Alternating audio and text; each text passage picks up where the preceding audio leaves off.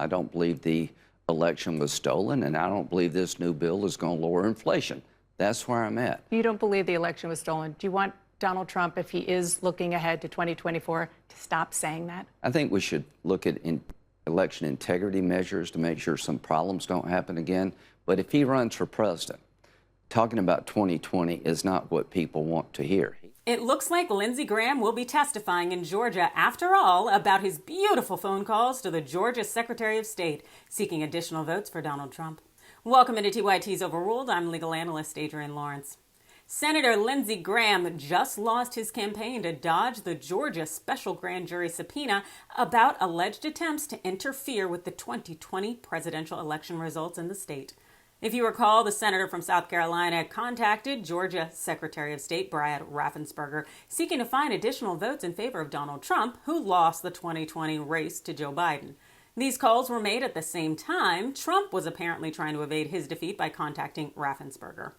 Of course, Graham claimed that his calls were harmless.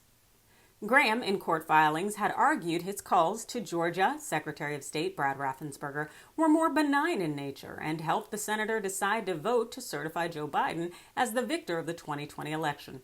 He's indicated a willingness to continue litigating, telling reporters at a press conference in Columbia, South Carolina last week, "We will take this as far as we need to take it." Graham also argued that his actions were protected by the Constitution's speech or debate clause, which indeed does shield members of Congress from being compelled to testify about their legislative activities.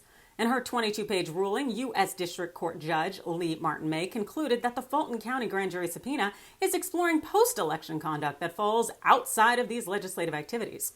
Said another way, Graham wasn't legislating when he called Georgia's Secretary of State twice. He was likely criming.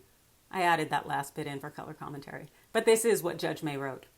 Senator Graham has unique personal knowledge about the substance and circumstances of the phone calls with Georgia election officials, as well as the logistics of setting them up and his actions afterward, May wrote.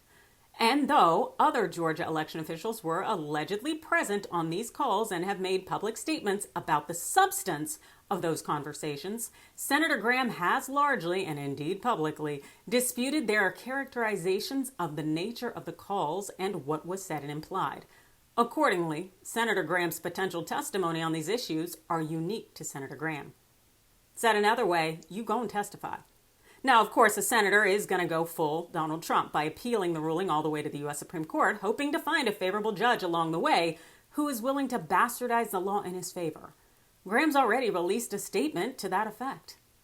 Although the district court acknowledged that speech or debate may protect some of Senator Graham's activities, she nevertheless ignored the constitutional text and binding Supreme Court precedent, so Senator Graham plans to appeal to the 11th Circuit, his office said in a statement.